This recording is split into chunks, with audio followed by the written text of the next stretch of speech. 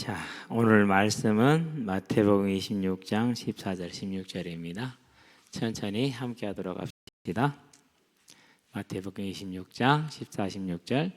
그때에 12 중에 하나인 가룟 유다라 하는 자가 대제사장들에게 가서 말하되 내가 예수를 너희에게 넘겨주리니 얼마를 주려 하느냐 하니 그들이 은 30을 달아 주거늘 그가 그때부터 예수를 넘겨줄 기회를 찾더라. 아멘. 이제 오늘이 수요일이고 내일은 이제 6월절입니다. 그리고 이제 6월절 우리 이제 저녁 식사와 함께 6월절 무교절이 함께 이렇게 딱 시작이 됩니다. 두 가지 절기인데 실은 한 가지입니다. 오늘이 이제 가룟 유다가 본문에 보는 것처럼 이런 얘기를 하죠. 예수를 팔 계획을 세웁니다. 그런데 이제 마태복음하고 마가복음은 이 6월절 전날, 바로 전날 이제 마리아가 예수님의 머리에, 여기서는 한 여자라고 나옵니다. 이름을 말하지 않고요. 이제 향유를 붓고 그리고 머리카락으로 닦는 이제 그 장면이 나옵니다. 이제.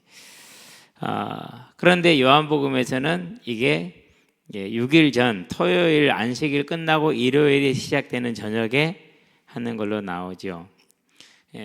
조금 설명을 하고 갈게요.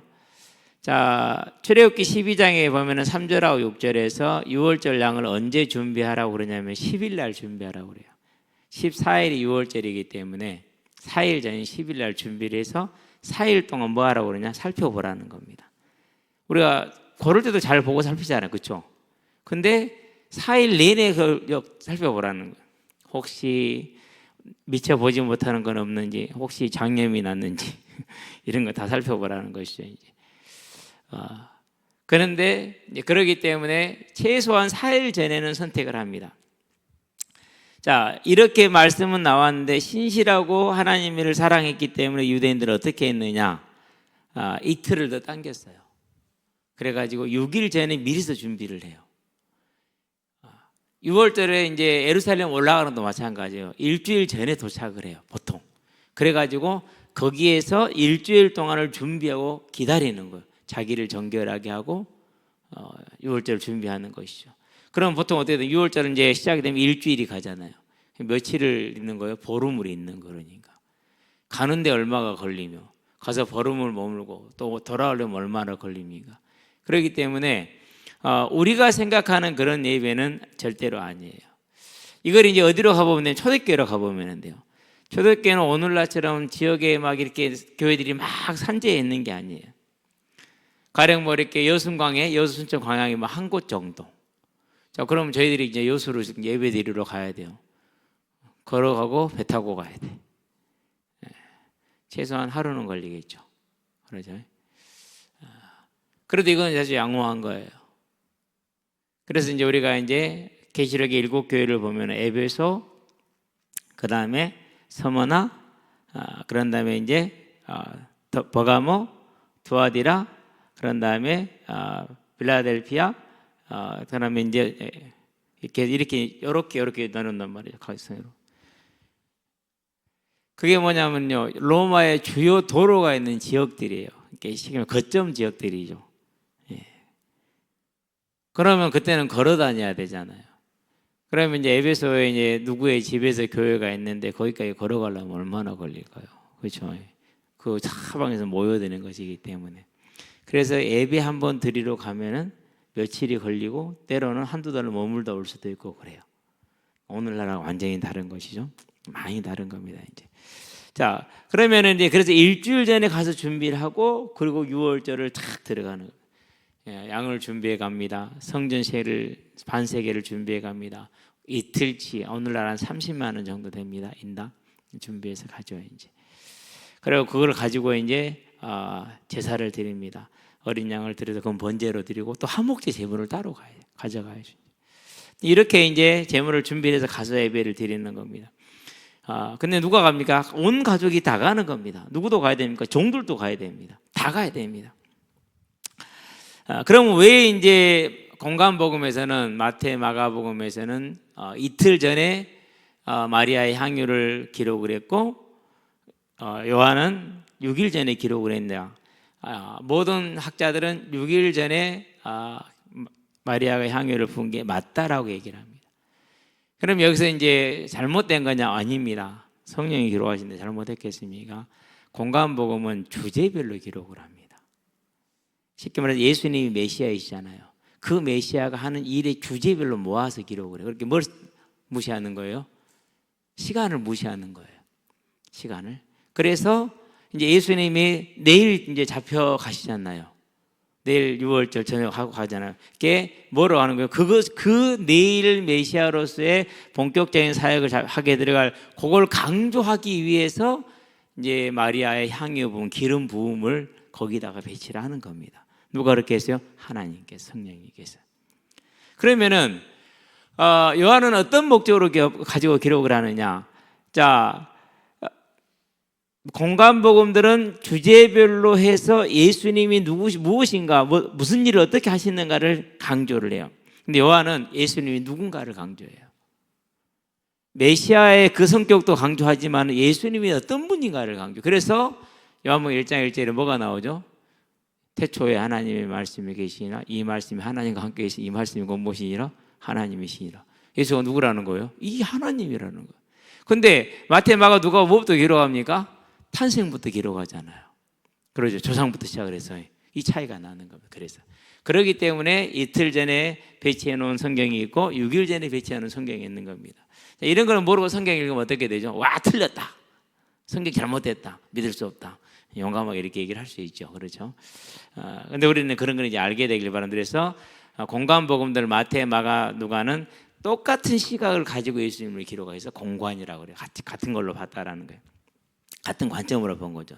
주로 어떻게 해요? 주제별로 기록을 하는 거죠. 이제 주제별로. 자, 이렇게 이해를 하면은, 자, 우리가 이제 마리아 헌신을 이미 금요일 날 앞에서 보았기 때문에 이대로 넘어가고, 이제 누구를 봅니까? 이제 가룟 유다를 보는 겁니다. 가룟 유다가 어제 화요일 날 예수님과 함께 있었죠. 자, 그럼 화요일 날 논쟁들이 주로 뭐였습니까? 화요일 날 했던 여러 가지 논쟁들 중에서 그 논쟁들은 서기관과 바리새인들이 예수를 공격할 모든 걸 총동원한 것이거든요. 총동원해서 공격을 했는데 다 예수님 앞에서 다 무너지고 마지막에 예수님이 다윗 자손이 누구냐라는 것을 질문을 하심으로 인해서 이제 뭐 하는 겁니까? 유대인들의 모든 입을 그들이 뭐한 자들이라고요? 그들이 외식하고 눈먼 자들이라는 거. 그래서 너희들에게는 심판만이 기다리고 있다는 거예요. 너희들이 스스로 버렸으니까. 첫 번째 질문이 뭐였습니까? 네가 뭔 권세로 성경을 가르쳐? 이렇게 얘기하는 겁니다. 자, 그럼 여기서 중요한 게 있어요. 바벨론의 포로로 잡혀갈 때가, 성전이 무너질 때가 586년이 기원죠. 그렇죠. 그리고 포로로 가서 몇 년을 있어요? 70년이 있어요. 그렇죠. 그럼 70년 내내 바벨론에 있냐? 아니요. 그 중간에 바벨론이 뭐로 바뀌어요? 바사 제국으로, 페르시아로 바뀌어요. 그러면 바벨론과 페르시아의 공용어가 뭐였습니까? 일반 언어와 공용어가 아람어예요.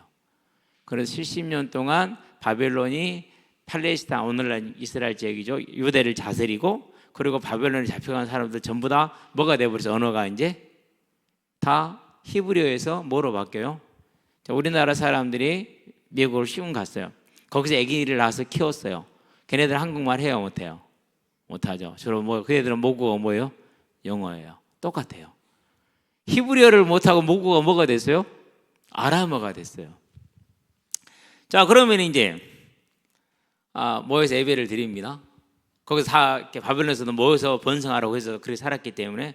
근데 아버지 세대는 히브리어를 아는데 자녀 세대는 히브리어를 몰라. 이 세대는 그래도 조금, 이 세대는 아는데 3세대 가니까 완전 몰라. 그러면 뭐가 돼요? 안 돼요? 안 되잖아요. 그래서 그때부터 아람어로 설명해서 번역을 해줘요. 설명, 번역. 해석, 번역을 해주는 겁니다. 이게 이제 시작이 됐어요. 자, 그러면 이 아람어는 언제까지 옵니까? 예수님 당시의 공식 언어가 문서상으로는 헬라어였어요. 그러나 일상 삶의 모습은 아람어예요. 그래서 예수님도 주로 뭐로 말했어요? 아람어로 말씀하셨어요. 자, 그런데 오늘은 보니까 회당에서 뭘 읽고 있어요? 성경을 읽고 가르치잖아요. 그럼 그 성경 뭐로 기록된 성경? 아직 아람어 번역 안 생겼어요. 히브리어잖아요. 그래서 예수님은 히브리어도 하시고 아람어도 하시고. 아니, 목수 아들이 어떻게 그랬을까? 신기하지 않나요? 자, 그러면 제자들은 이제 전부 다 갈릴리 무식한 사람들이잖아요. 그렇죠? 그리고 마태 셰리였어요. 누가는 의사였어요. 마태, 마가, 누가 이 사람들이 사복음서를 기록을 하는데 그 언어는 뭐로 썼을까요? 자기들의 공용 언어는 일상 언어는 아람어요. 근데 그것을 뭐로 썼어요? 헬라어로 썼어요. 자, 그러면은 팔레스타인에는 일반적인 사람들이 그 막 2만 명씩 모이고 막 3천 명씩 모이고 4천 명씩 예수를 믿잖아요. 그때는 아직 성경 안 써졌지만은 어쨌든 그 지역의 사람들이 성경을 읽을 수 있어요, 없어요? 못 읽어요. 그럼 헬라어는 어디에 있었느냐? 아프리카 지중해 연안 알렉산더 이쪽 지역에. 그리고 그때 당시에는 아람어가 국제 외교적 언어는 아니었어요. 헬라 제국이었기 때문에. 그런데 대부분의 사람들은, 서민들은 무슨 언어를 썼냐? 아람어를 썼어요. 대신에 헬라 제국이 융성했던 아프리카 북부 지역 지중해 연안 이쪽으로는 헬라 문화가 이제 일반화됐죠. 코이논, 코먼이라고 일반적인 헬라 아주 쉽게 만들어 놓은 거예요. 그게 이제 알렉산더가 추진한 정책이었죠. 그러니까 지중해 북부 쪽에 있는 사람들, 그 사람들은 알렉산더 이런 데 도시에 있는 사람들은 헬라어가 공용어예요. 그리고 헬라어를 알아요. 대신에 아람어를 몰라요. 왜? 원래 아람어를 알았던 사람들이 그쪽으로 이주를 해가지고 한 세대 살고 나니까 또 어떻게 된 거예요? 이제 자녀들은 헬라어는 하는데 아람어를 몰라. 복잡해 안 복잡해요? 성경에 히브리어로 기록되어 있어요. 근데 사람들은 아람어하고 헬라어를 써요. 아람어 하는 사람은 헬라어를 몰라요. 헬라어 하는 사람은 아람어를 몰라요. 그 상태에서 구약은 히브리어고 신약은 헬라어예요. 이렇게 되죠, 이제. 그래서 여기에 뭐가 이제 대두가 되는 겁니까? 히브리어 성경을 헬라어로 번역해야 될 필요가 생겼고, 또 헬라어 성경을 아람어로 번역해야 할 필요가 생겼고, 히브리어 성경을 아람어로 번역해야 할 필요가 생긴 거예요. 그래서 70인역은 이제 AD 250년에 기원전 250년에 모세오경이 히브리어에서 헬라어로 기록이 돼요. 그때는 헬라 제국에 이제 지배하에 있었기 때문에. 그렇다면 우리가 봤을 때 일반 백성들에게, 특히 팔레스타인 지역의 백성들에게 필요한 성경은 뭐였어요? 아람어 성경이었어요. 근데 왜 히브리어 때 헬라어부터 먼저 번역이 됐을까요? 그것은 이제 그 나라의, 즉 헬라 왕국의 문화 정책 때문이에요. 최고의 도서관을 갖기를 원했고 모든 지식을 갖추기를 원했어요. 그런데 아주 오래된, 가장 오래된 경전을 가지고 있는 종교가 뭐예요? 유대교잖아요. 근데 그 유대교 언어 히브리어가 헬라어로 번역이 됐어요? 안 됐어요? 안 돼 있어요. 그래서 황제가 정책적으로 추진을 해요. 그러니까 그 시대에 그게 되죠. 그러죠. 그런 다음에 또 뭐가 있었네. 거기에 그러면 유대인들이 협조가 있어야 되잖아요. 왜 협조를 하게 됐냐? 부자 유대인들이 우리는 오래된 전통을 가지고 있어. 우리 무식한 사람들 아니야? 너희들보다 도덕적으로 훨씬 우월해. 그리고 우리는 이런 문화적인 배경을 가지고 있어. 이걸 자랑하고 싶은 거야. 다른 편으로 말하면 선거적인 목적으로 고귀하게 말을 하죠. 그게 딱 맞은 거야. 거기에다 또 뭐가 있어요? 이제 그 지역의 유대인 후대들은 뭐가 돼요? 헬라어는 아는데 히브리어를 몰라. 물론 그 사람들은 헬라어만 알고 히브리어 아람어를 모르죠. 그래서 70인역이 이제 번역이 되는 겁니다. 헬라어 번역이 되는 것이죠. 250년, 기원전 3세기 중엽이죠. 그때 이제 5세 오경이 되고 2세기에서 1세기에 걸쳐서 나머지 이제 시가서들과 역사서들이 이제 번역이 됩니다. 그렇게 해서 70인역이 완성이 되죠. 무려 200년 넘게 걸렸어요. 어마어마한 시간이 들어간 거죠. 그러면 이제 이 구약의 히브리어를 아람어로 번역해야 되고 신약의 헬라어를 아람어로 번역해야 되잖아요. 이 작업은 언제 끝나느냐? 2세기에 AD 2세기 시작해서 AD 5세기에 끝나요. 그렇게 이제 번역이 되고 이루어지는 것이죠. 그러면 예수님이 지금 어저께 말씀을 할 때 성경을 읽은 히브리어를 읽었죠. 그러죠? 그럼 뭐로 번역하셨을까요? 설명은 아람어로 하셨겠죠.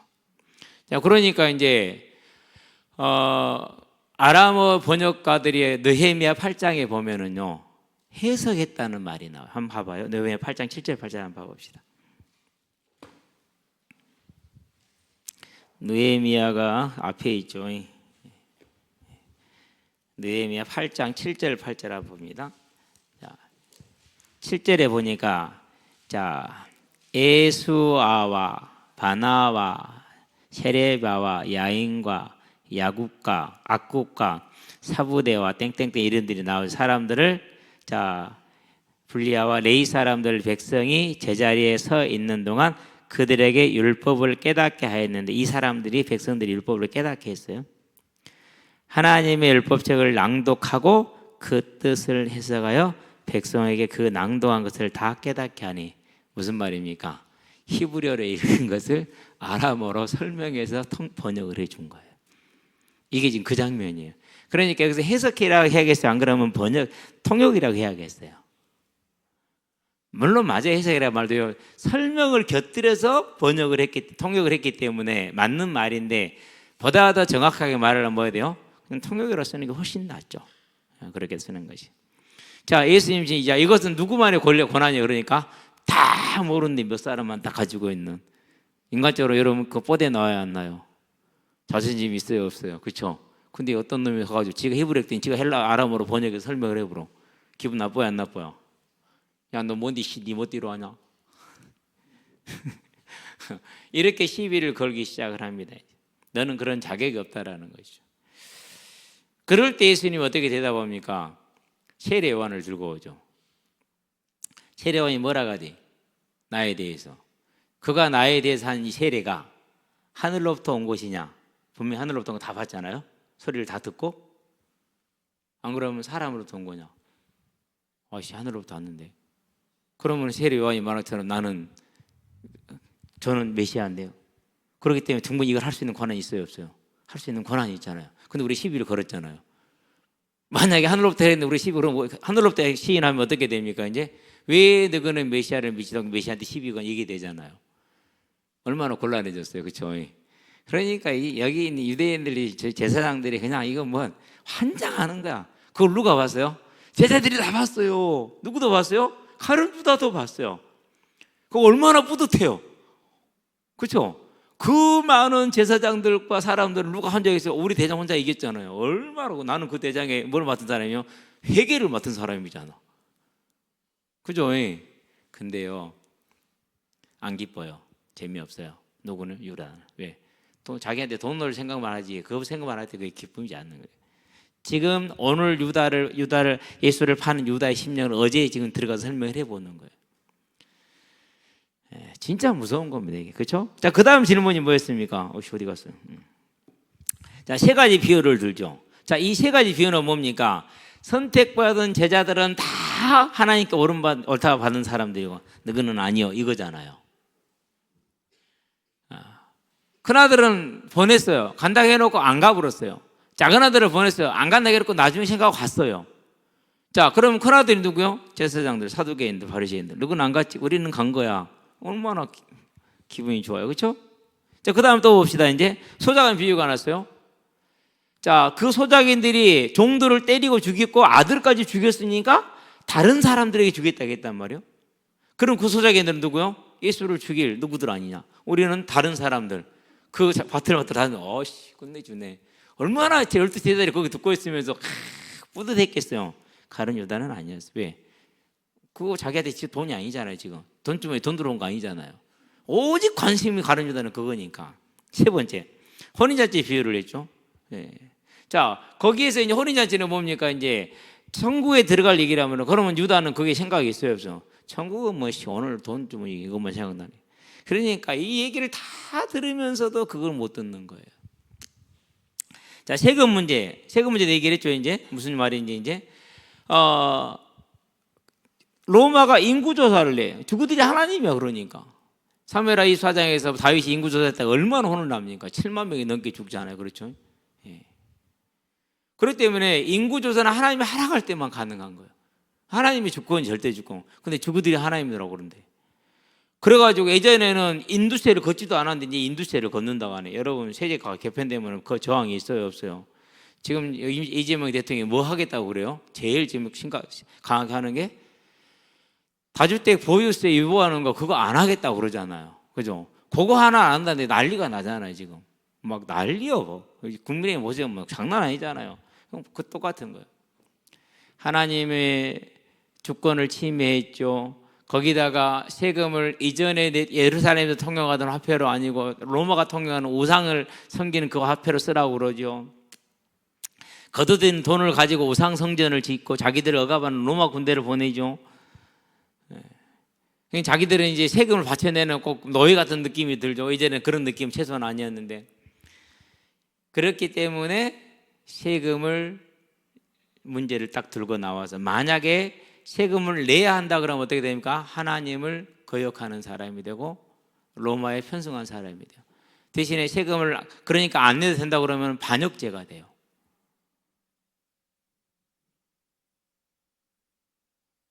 그 우상숭배, 신성모독, 우상강화 그런 세금을 왜 내냐고. 예수님 메시아라면 그렇게 대답할 거라 착각을 했겠죠. 그러니까 그렇게 해서 안 낸다고 그러면 이것은 이제 세금 문제는요 거의 사형이에요. 오늘날처럼 뭐 쫓아다니고 그런 거 없어요. 그러니까 로마에 이제 반역죄가 돼서 죽일 수 있어. 죽게 돼. 로마가 죽이게 돼. 만약에 내야 된다고 말하면 뭐예요? 하나님을 모욕하는 것이 돼. 쉽게 말해서 완전히 자기들이 볼 때는 완벽한 함정이었어. 근데 예수님이 뭐라고 했어요? 가이사 것은 가이사한테 하나님 것은 하나님께. 할 말이 없는 거야. 그러면 제자들이 봤을 때 확 땅을 치면서 우리 대판 끝내준다. 역시 메시아? 다른 유다는 관심 없어요. 왜? 나한테 돈 된 일이 아니거든. 자, 그러니까 사두개인들이 나옵니다. 사두개인들이 뭐라고요? 사두개인들은 언제 그게 형성됐는지는 모르겠어요. 정확하게는. 사독의 후손들이니까 사독은 정확하게 믿음을 가졌던 사람이에요. 하나님에 대한 믿음. 이 사람들은 내세가 없다는 사람들이에요. 천사도 없어. 부활도 없어. 그럼 뭐가 장땡이에요? 지금 잘 먹고 잘 살면 장땡이에요.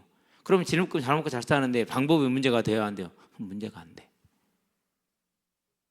그러니까 성경을 볼 때 어떻게 해석을 하죠? 이제 그래서 지난 우리 민족들이 하나님을 섬기기 위해서 세워놓은 전통들은 그걸 따르면은 돼요, 안 돼요? 그럼 그렇게 불편하잖아요. 그걸 따르면은. 그래서 이 사두개인들은 그냥 딱 제사를 가장 중요시 여기고 그런 다음에 율법대로만 딱 그 율법을 해석해서 적용해왔던 전통은 싫어. 근데 바리새인들은 아니야.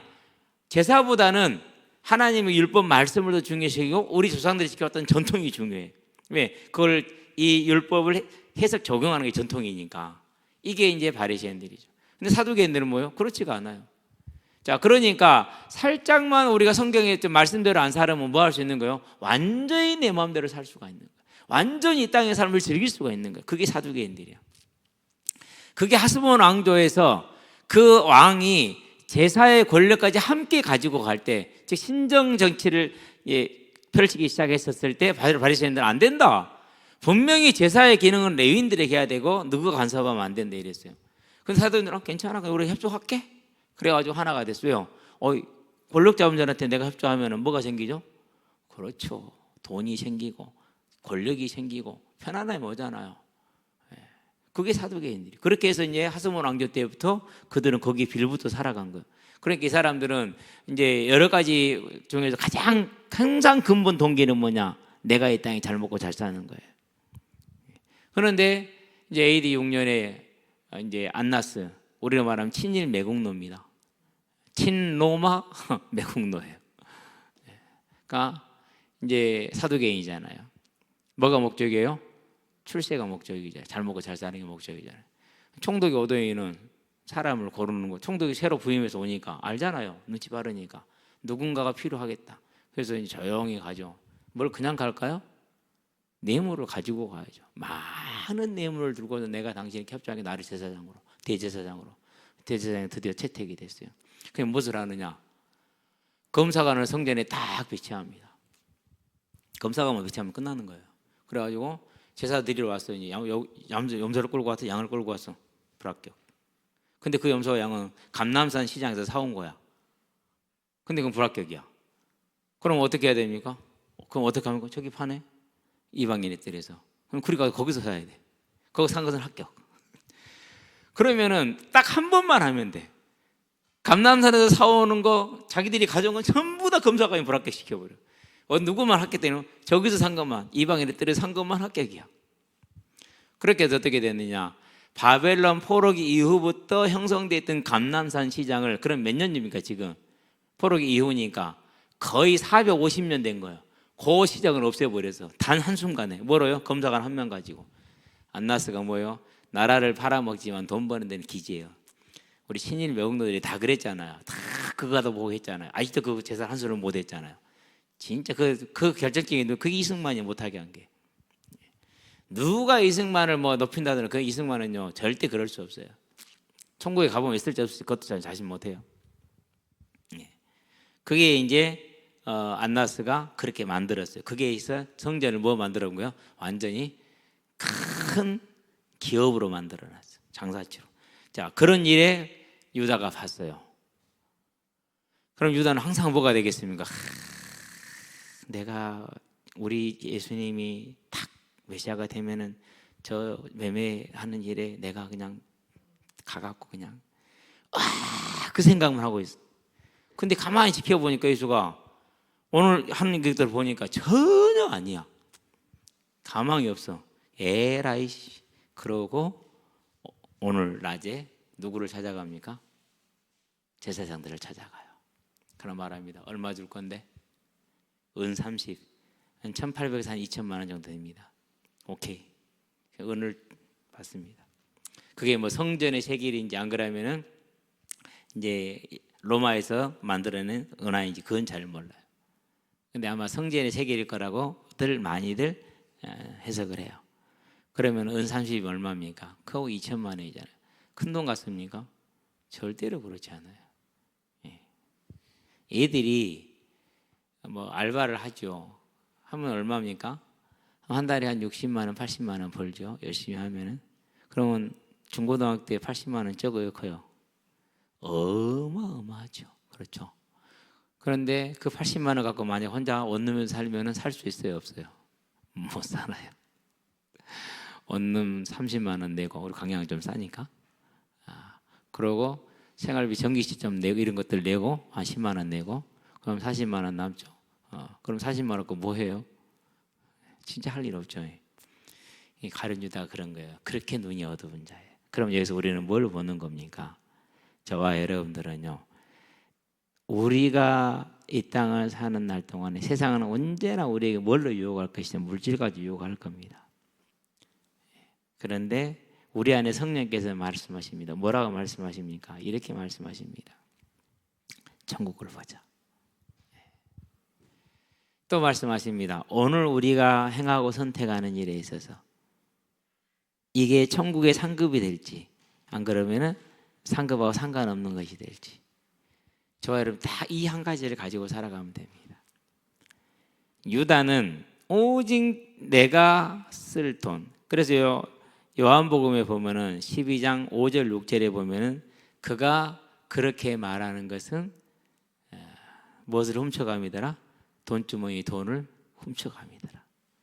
회개를 받고 그걸 빼가는 사람이었어요. 우리는 이 땅을 살아가는 날 동안에 절대 권력과 명예와 물질이 저와 여러분의 주인 되지 않는 삶에 우리는 서 있는 걸 기억하시게 되길 바랍니다. 유다가 그렇게 되는 데는 구원을 못 받아서 그런 겁니다. 구원받을 자가 아니기 때문에 그렇습니다. 그러나 우리는 구원받은 자들이고 성령이 주인 된 자들입니다. 자, 그러지만 우리는 넘어져요, 안 넘어져요? 그래도 넘어져요. 그렇게 넘어졌었을 때 뭐 하자고요? 우리는 간단하게 생각하는데 누구를 생각하자? 마리아를 생각하자. 부모 없이 사는 3남매가 5천만 원이라니. 그렇죠? 누구를 생각하자고요? 아리마대 사람 목 금요일 날 나오게 저 이제 요셉을 생각하시게 되길 바랍니다. 그는 요한복음에 다 나와 있죠. 사복음서에 다 나와, 하나씩 나와 있는데요. 원래 예수를 믿었어요. 그런데 드러내지를 못했어요. 무엇 때문에요? 자기가 가지고 있는 사회적 위치 때문에. 그랬는데 예수의 죽음을 보고 가장 앞서서 나온 사람이에요. 그건 뭘 뜻하는 겁니까? 자기 사회적인 거 다 포기했어요. 완전히 유대 사회에서 왕따를 당하는 것은요, 경제 포기한 거예요. 출세 포기한 거예요. 사회적인 명예 다 포기한 거예요. 그리고 뭐 합니까? 분주하게 예수님을 장례를 치르죠. 그런 다음에 100리트라라는 왕의 장례식에나 쓸 수 있는, 아무리 부유해도 상상하지 못하는 그 100리트의 뭐랄까 향료를 가지고, 향품을 가지고 온 니고데모. 계산을 해봤어요. 비율을 해가지고 해보니까 가장 적게 나온 게 한 7억 5천 나와요. 많이 나오면 한 2, 30억이 나와요. 그래서 이제 AI들한테 물어보면 수십억 대라고 이렇게만 그냥 표현을 해요. 계산을 정확히 할 수 없다는 얘기죠. 그래도 1억만 해도 어디예요? 그죠? 2억은요?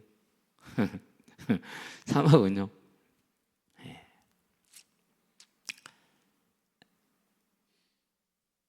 그거 어디서 가져왔을까요?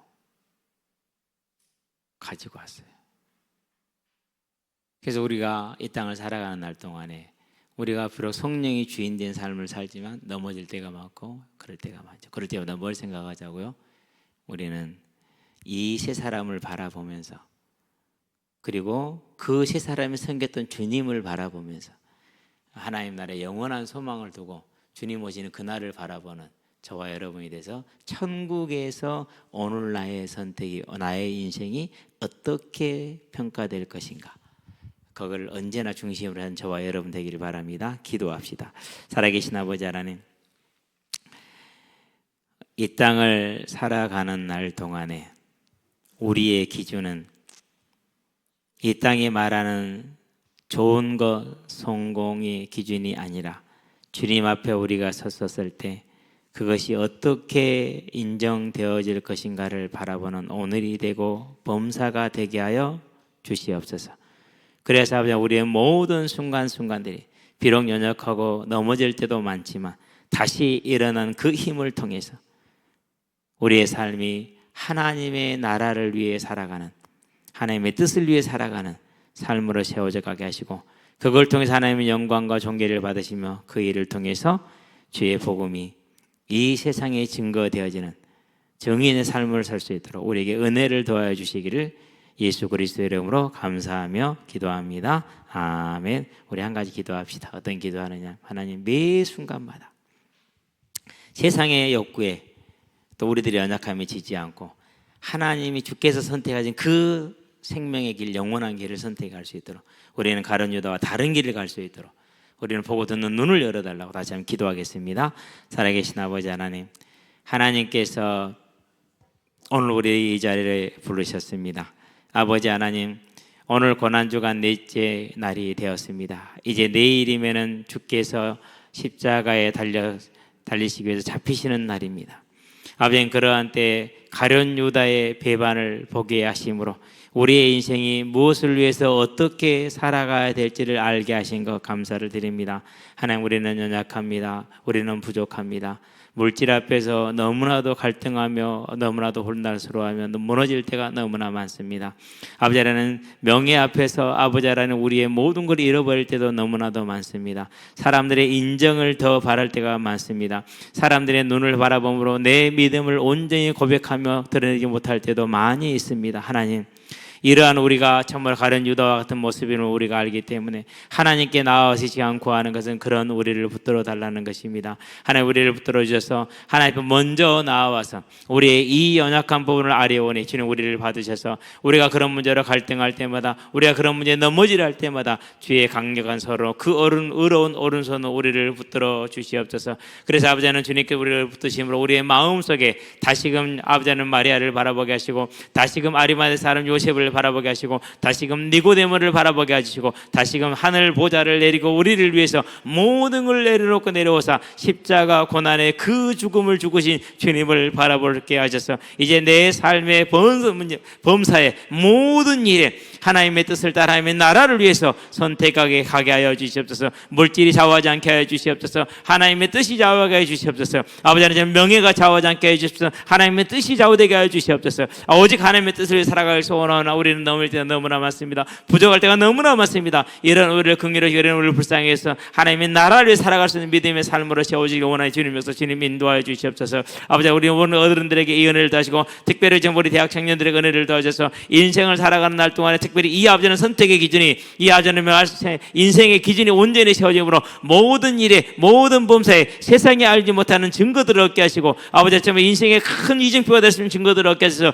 저들의 일생이 온전히 하나님께 드려지는 아름다운 믿음의 일생으로 견고하게 세워진 일생이 될 수 있도록 주님 은혜를 다시 강구하니 주의 성령의 충만한 역사하시고 인도하여 주시옵소서. 특별히 다음 세대들에게 이 은혜가 넘치게 하시고 우리 어른들 앞으로 다음 세대들 앞에서 이 믿음의 본을 보여주는 아니 믿음의 사람들을 설 수 있도록 주께서 은혜를 다시 강구하니 주의 성령이 충만함으로 역사하시기 인도하시길 원합니다. 주님 우리를 붙들어 주시옵소서. 그래서 우리의 삶이 아버지는 하나님과 함께하는 삶이요 하나님 왕된 삶이 하나님을 섬기는 삶이 되므로 성령의 열매가 충만하게 맺어져서 아버지 그 믿음의 권능을 가지고 아버지 그 성령의 열매로 말면서 예루살렘과 온 유대와 사마리아와 땅끝까지 이르러 하나님의 증인이 되는 삶을 세우셔가지고 그런 증인이 되는 삶을 가지고 그런 아버지의 그 원래된 삶을 가지고 그런 거룩한 삶을 가지고 아버지 정말 정화된 삶을 가지고 능력 있는 삶을 가지고 우리가 만나는 모든 이들에게 아버지 때와 시기를 가리지 않냐고 때려든지 못든지 이 생명의 말씀을 전함으로 그들의 생명의 길로 인도하는 하나님의 일꾼들이 될 수 있도록 주님 은혜를 다시 강구하니 주님 역사해 주시옵소서. 잘하실 아버지 누구를 만나든지 간에 인사치레의 정말 삶이 아니라 인사치레의 만남이 아니라 인사치레 것이 아니라 오직 내 생명의 믿음을 고백할 수 있는 우리가 될 수 있게 되고 원합니다. 누구를 만나든 무엇을 간에 그들에게는 이 우리의 삶에 구별된 성도의 모습을 아버지는 증거할 수 있고 보여줄 수 있는 우리의 삶으로 변화되기를 원하오니 주님 역사하여 주시옵소서. 그래서 아버지는 이 타락한 이 시대에 물질이 되고 왕이 되는 시대에 아버지 정말 세상 하나님을 잃어가는 이 시대에